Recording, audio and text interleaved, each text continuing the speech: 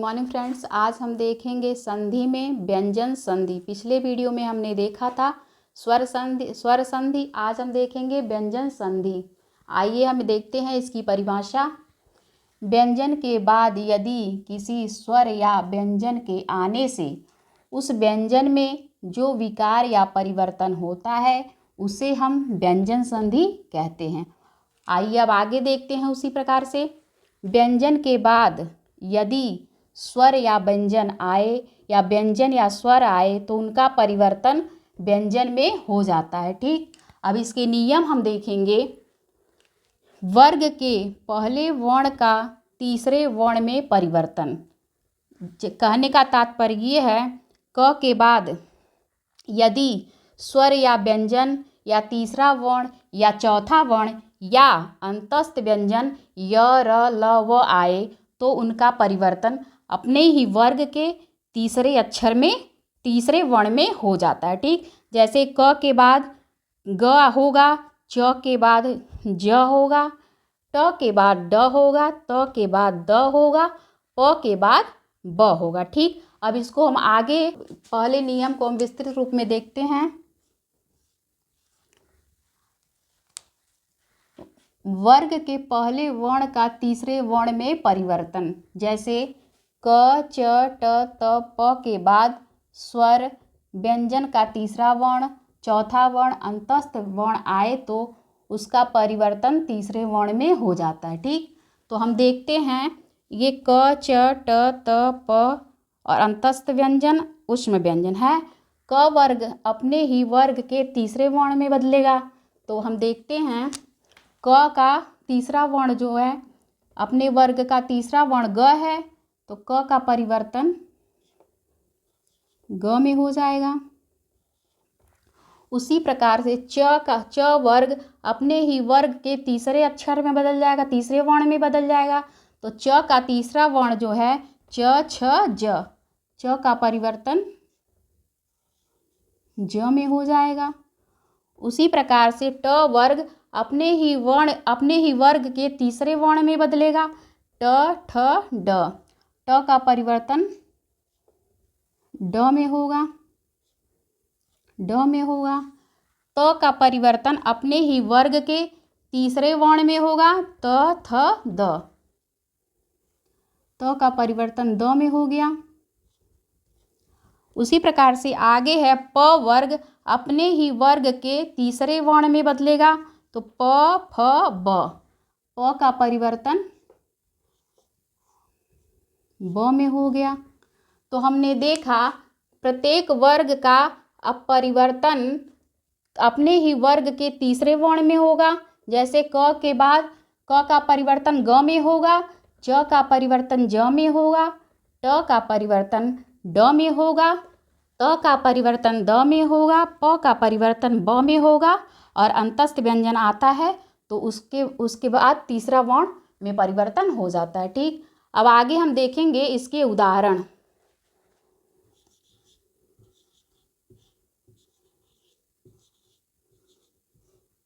उदाहरण से हम समझने की कोशिश करेंगे। तो आइए देखते हैं। जैसे दिक, दिक, धन, गज। दिक, धन, गज है। ठीक, अब हम देखते हैं कि प्रत्येक वर्ग का प्रत्येक वर्ण में प्रत्येक संधि विच्छेद करते समय इसका जो अंतिम वर्ण होगा वो हलंत के साथ होगा, आधा स्वर रहित होगा, आधा वर्ण होगा। ठीक, और उसके बाद गज है। अब इसको हम संधि विच्छेद करके देखते हैं। दी, धन, क, धन, ग, च। ठीक हो गया। अब हम जानते हैं यदि क के बाद यदि तीसरा या चौथा वर्ण अंतस्थ व्यंजन आए तो उसका क का परिवर्तन अपने ही वर्ग के तीसरे वर्ण में बदल जाता है। यहाँ पे है क वर्ग का परिवर्तन अपने ही वर्ण के तीसरे अक्षर में बदल जाएगा। तो यहाँ पे क आया हुआ है तो क का परिवर्तन ग में हो जाएगा। तो हम इसको देखते हैं क्या नया व्यंजन संधि का नया उदाहरण बनता है। दिक, ये दी को हमने यहाँ उतारा, ये क ग में बदल गया, ग को आधा हम यहाँ लिखते हैं दी और ग और ज, तो जो नया शब्द बना ये बना दिग्गज। ठीक, उसी प्रकार से हम अगला उदाहरण देखेंगे। वाक, वाक धन ईश, वाक धन ईश। हम जानते हैं कि यदि क के बाद तीसरा वर्ण, चौथा वर्ण, अंतस्थ व्यंजन या उष्ण व्यंजन आए तो क का परिवर्तन अपने ही वर्ग के तीसरे अक्षर में बदल जाता है। तो हम इसको अलग करते हैं। वाक, वा धन क धन ई धन श। ठीक, अब हम इसको एक में करके देखते हैं क्या शब्द बनेगा। वा, क का परिवर्तन ग में हुआ है, आधा ग में। ठीक, तो यहाँ लिखेंगे हैं वाग, ईस को यहाँ जोड़ेंगे वा गी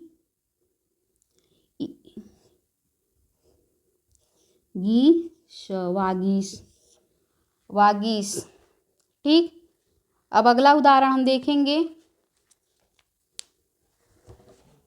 वागीश, वागीश में इसकी मात्रा ऐसे होगी वागीश। ठीक, वागीश हो गया। अब अगला उदाहरण हम देखते हैं।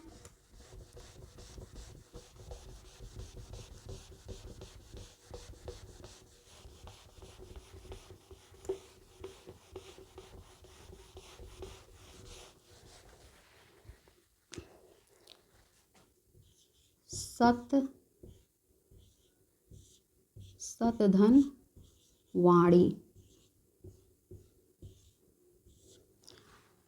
हम जानते हैं कि यदि त के बाद तीसरा वर्ण, चौथा वर्ण, अंतस्थ व्यंजन आए तो तीसरे प्रथम त का परिवर्तन तीसरे वर्ण में हो जाता है।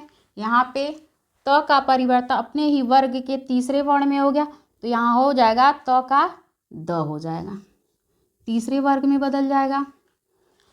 तो यहाँ पे हम देखते हैं स द हो गया, द को यहाँ लिख देंगे और वाणी को हम यहाँ जोड़ देंगे, हो गया सदवाणी, सदवाणी। ठीक, उसी प्रकार से हम अगला उदाहरण देखेंगे।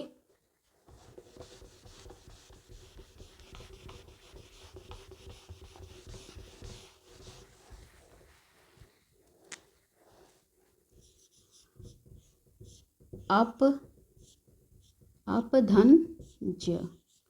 ठीक, अब यहाँ पे प आया हुआ है, प अपने ही वर्ग के तीसरे अक्षर में बदलेगा। तो यहाँ प वर्ग है, प वर्ग का तीसरा अक्षर जो हुआ प फ ब हुआ, तो प का परिवर्तन ब में हो जाएगा। ठीक, अब यहाँ पे हम इसको जोड़ के देखते हैं क्या बनता है। आधा ब और ज को हम यहाँ लिख देंगे अब्ज हो गया। अब्ज का अर्थ होता है कमल,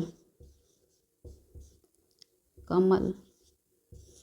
ठीक, तो हमने व्यंजन संधि का प्रथम नियम देखा, वर्ग के पहले वर्ण का परिवर्तन अपने ही वर्ग के तीसरे में हो जाता है, अपने ही वर्ग के तीसरे वर्ण में हो जाता है। जैसे क का परिवर्तन ग में हुआ है, च का परिवर्तन अपने ही वर्ग के तीसरे वर्ण में हुआ है ज में, ट वर्ग का परिवर्तन अपने ही वर्ग के तीसरे वर्ण में हुआ है जैसे ड, त का परिवर्तन द में हुआ है, प का परिवर्तन ब में हुआ है। ठीक, हमने व्यंजन संधि का प्रथम नियम देखा, अब अगला नियम देखेंगे अगली वीडियो में। ठीक है।